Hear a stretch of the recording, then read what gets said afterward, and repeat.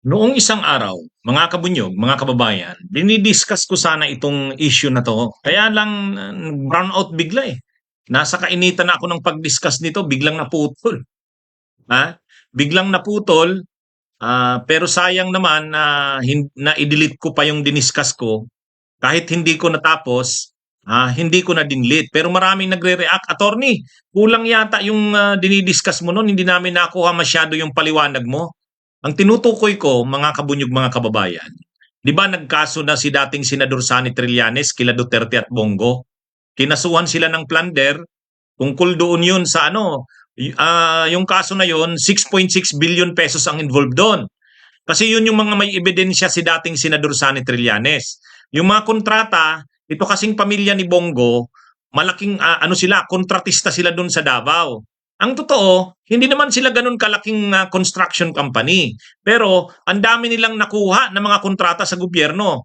Mayor pa si Duterte sa Davao at lalo na nung maging presidente si Duterte. Ang mismong mga construction companies na to, halimbawa yung CLTG, ang ibig sabihin ng CLTG, ang pangalan ng kumpanya nila, Christopher Lawrence Tigo. Ang sabi ni Bongo, wala, hindi naman ako nakialam dyan. Saka si Duterte, hindi. Alangan namang yung aking pamilya, hindi pwedeng magkontrata, magnegosyo. Karapatan naman nila yan. Pero hindi naman ako nagbigay ng ano, hindi naman ako nagbigay ng pabor sa kanila. Hindi ko naman ginamit yung impluensya ko kay Duterte nung mayor pa siya, unang presidente siya. Sabi ni Bongo. Eh, 'di ba yun yung ano, yan yung unang ikinaso ni Duterte. Pero ngayon may isa pang ikakaso. Inanunsyo na ni Duterte may nakahanda na siyang sunod pa. At ito mga kabunyog, mas malaki ang involved na pera dito. 15 billion. Ah, 15 billion at hinahanda na daw ng kanyang legal team. Mukhang may sariling mga abogado si ato na Trillanes, ha. Ang sipag ng mga abogado niya ngayon. Ang bilis magsampa ng kaso.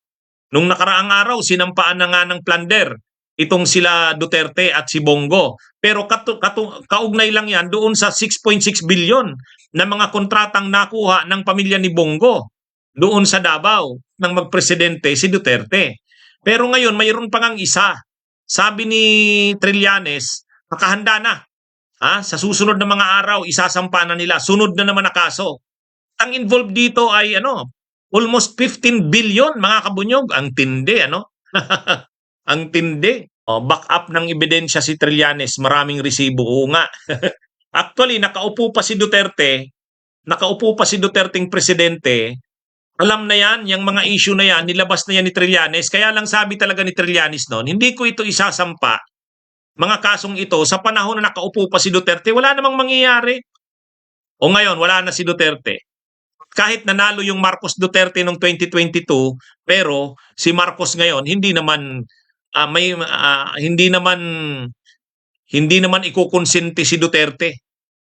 Kaya ito, nakakakita si Trillanes ngayon na sa panahong ito magiging fair ang mga korte, magiging fair ang DOJ, magiging fair ang ombudsman. Kaya ngayon siya nagsasampa ng mga kaso na yan. Ano ba itong ikalawang kaso na gustong na isasampa na 15 billion? Ito yung controversial na frigate. Frigate. Yung Philippine Navy bumili ng mga frigates, mga warships, mga barko na panggera ng Philippine Navy. Ang halaga 15 billion. Anong ginawa ng Philippine Navy nung panahon ni Duterte? Itong si Bongo, pinakialaman. May pinaburan na kontraktor. Ngayon, nagpadala ng marginal notes, yung sulat na may nakalagay na parang yung isang corporation na pinapaboran nila Bongo at ni Duterte, inimpluwensya nila yung mga officials ng Navy na ito yung paboran nyo. Yun. Kaya yung sinasabi ni Bongo na wala, hindi kailanman kami nakialam sa mga kontrata sa gobyerno. May delikadesa kami kasi galing kami sa probinsya. Kami ni dating Presidente Duterte. Wow! Ito na yung patunay. Sinungaling si Bongo. Mga kabunyog, sinungaling si Bongo. Ipapakita ko sa inyo. Itong balita, i-ano ko sa inyo. Yan. Panoorin muna natin. Mamaya ko Isa pang kaso ang nakatakdang isampa ni dating Senador Antonio Trillanes IV laban kay dating Pangulong Rodrigo Duterte at Senator Lawrence Christopher Bongo. Ito ay bukod pa sa kasong plunder o pandarambong na una na niyang isinampa laban sa dating Pangulo at kay Senator Go na dating close aide ni Duterte. Ayon sa dating senador, inihahanda na ng kanyang kampo ang pagkasampa ng kaso na may kaugnayan sa frigate scam na umano'y bilyong-bilyong piso ang halaga. Dagdag pa ni Trillanes, imposibleng hindi nakinabang si Go sa mga transaksyon ng kanyang pamilya sa dating administrasyon. Pagdidiin ng dating senador, bawal ang magpasok ng transaksyon sa pamahalaan ang pamilya at mga kamag-anak na isang opisyal hanggang 4th degree of consanguinity. Sa kaso anya ni Go, mismong miyembro ng pamilya nito ang umano'y tumanggap ng tseke mula sa pamahalaan para sa aniyay proyektong pinasok ng kanyang ama at kapatid na parehong hindi lisensyado o kwalipikadong makipagnegosyo sa pamahalaan. Dagdag ni Trillanes, hindi lang si Senator Go ang sangkot dito, kundi maging si Pangulong Duterte dahil siya mismo aniya ang nagbigay ng pondo sa mga naturang proyekto. Bilyon-bilyon na nakuha. Ang limit lang nung isang kumpanya is up to 10 million. Yung isa up to 50 million. Pero bilyon ang total na nakuha. Tignan nyo kung saan ang galing yan at nasaan siya ngayon. Kung bilyonaryo ka, mag-i-8 ka ba? Napakadali eh. Napakadaling i-explain, no? 6.6 billion napunta sa kontrata ng tatay at kapatid mo na hindi qualified. Di ba? Yun, bawal yun. Yun, irregular yun. Ngayon, hindi nga niya dininay. Hindi siya dininay. Ang ginagawa lang niyang mga tanga yung mga Pilipino na hindi siya nakinabang kahit yung pamilya niya nakinabang.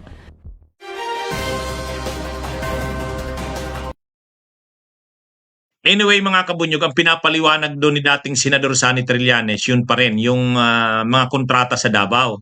Pero ang pinag-uusapan na natin dito na sunod na isasampang kaso, ito ngang tungkol sa Navy frigates. Mga barko ito ng Navy na binili ng Philippine Navy ang halaga 15 billion. Actually, nung panahon pa ito ni mga 2017-2018 pa, in-expose na ito. In-expose na ito, kaya lang, siyempre presidente si Duterte, kaya wala talagang nangyari dyan. O ito, ipakita ko sa inyo. Ipakita ko mga kabunyog. Yan. O tingnan nyo. Dinidiscuss ko sana ito nung isang araw, kaya lang nag-brown out. Kaya ano ko ngayon, mas pinapaliwanag ko. Bongo intervenes in 15.5 billion project to acquire Philippine warships. Kailan yan? January, ano bang taon to? Itong ano na to? Tige nga, tingnan ko. Ano bang taon itong article na ito? January 16, 2018. Noon pa ito lumabas. Yung nakikita nyo sa baba, mga kabunyog, yung nakikita nyo sa baba, yan yung marginal note. Ibig sabihin ng marginal note, yan yung sulat ng basahin natin para mas makita nyo. Basahin natin. Basahin natin yung marginal note. Ayan. Ayan na. Yan yung marginal note. Mga kabunyog, yan. Anong sabi dyan? Sino ba to? Yan, yung note sa kanan. Yung note sa kanan, yung handwritten note. May marginal note eh. To Admiral Mercado, Donald, this was given to me by Bongo. Go over it and prepare a report to be submitted to the President. Yan. So, ibig sabihin, may naka-attach dyan sa note na yan na yung daw ay binigay ni Bongo sa kanya. Sabi nung official na yon. So, ang nag-note dyan ay isang official ng Navy. Ang ini-instructionan niya, yung isa pang official ng Navy, na sinasabi dyan, paki-consider nito, galing ito kay Bongo. Ano ba ang nakalagay sa instruction ni Bongo? Ito yung instruction ni Bongo, mga kabunyog, mga kababayan. Ito. Ayan. Ito. Ayan, ito. Ito yung instruction ni Bongo. In January 2017, Go gave Defense Secretary Delfin Lorenzana a white paper endorsing a supplier that now stands to be selected to provide the Critical Combat Management System, CMS, to be installed in the warships. The total project cost is 15.5 billion pesos. Go's office also asked a Navy officer involved in the implementation of the project, then Frigate Project Technical Working Group Chairman Commodore Robert Impedrad, to a meeting in Malacanang to discuss the selection of the CMS. Impedrad would later submit a written report addressed to Duterte and Go. O yan. Yan yung yan yung transaksyon. May pinabura na kumpanya na magsusupply sa Navy. Ang halaga ng buong kontrata ay 15.5 billion pesos. May pinapabura na kontraktor o supplier sila Bongo at si Duterte.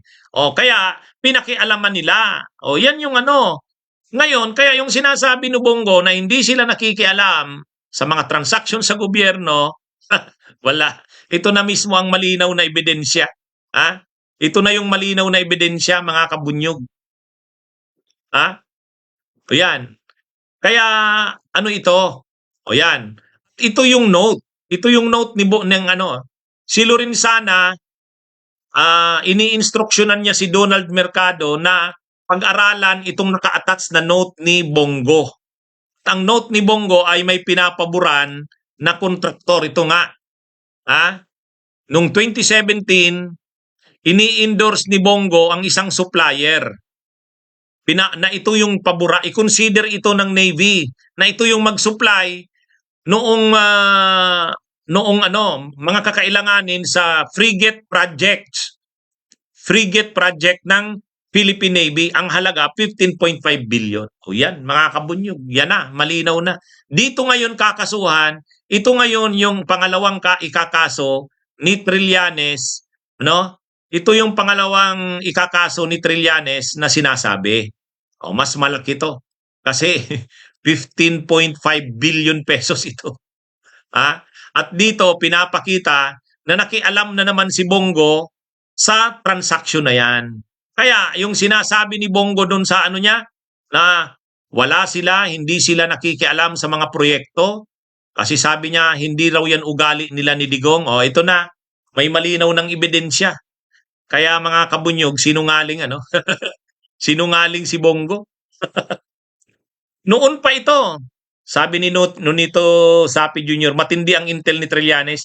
Actually, noon pa nga ito lumabas. Kaya lang, hindi naman ito noon may sasampang kaso na to kasi wala rin, i-dismiss din to eh.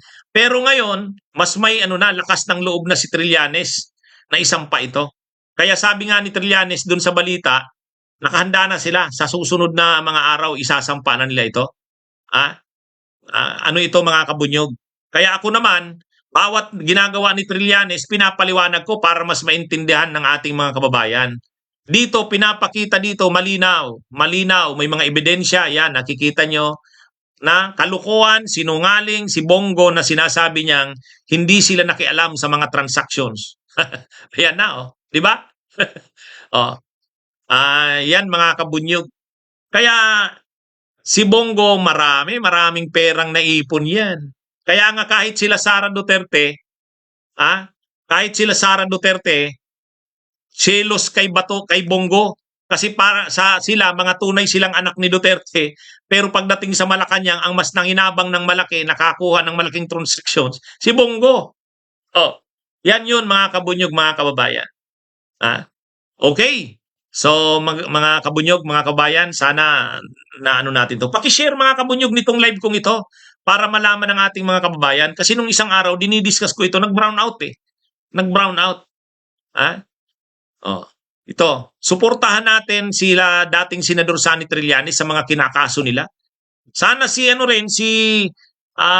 Dick Gordon, yung sabi niya nakakasuhan din si Bongo na naman at saka si Duterte doon sa Farmally. Kasi ang kinasuhan pa lang si Doke. Si Doke saka si Christopher Lau. Dapat dito kasuhan din doon sa Farmally si Duterte at Bongo. Salamat Diyos sa pag-send ng donation Kaya mga kabunyog, sunod-sunod na itong mga kaso na to. May kaso na sa AG case, may kaso na sa ICC tungkol sa AG case. Ano naman yon? Crimes against humanity. Ngayon naman may mga kaso ng plunder. Yan, sana sunod-sunod na yan. Sunod-sunod na yan. Mga kabunyog, mga kabayan, mabuhay po tayo. Magandang araw po sa inyong lahat. May kulanong salita na ang ibig sabihin dito ay ang pagkakaisa. Bunyog Party List. Halika na, Bunyog Party List ka na. Halika na, Bunyog Party List ka na. Sa susunod, ang atinang suportahan, Bunyog Party List, nagtataguyod ng katotohanan, lumalaban para sa bayan.